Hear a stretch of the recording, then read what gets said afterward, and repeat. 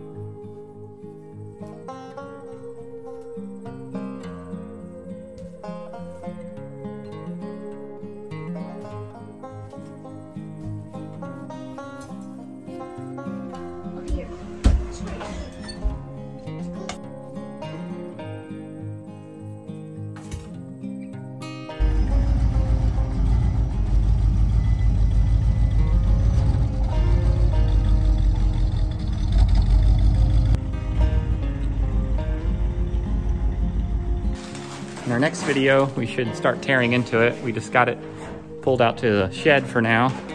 Got a wood stove installed out here. Hopefully we can keep it warm in the shed in the winter so we can work on it these next several months. We'll see how this goes.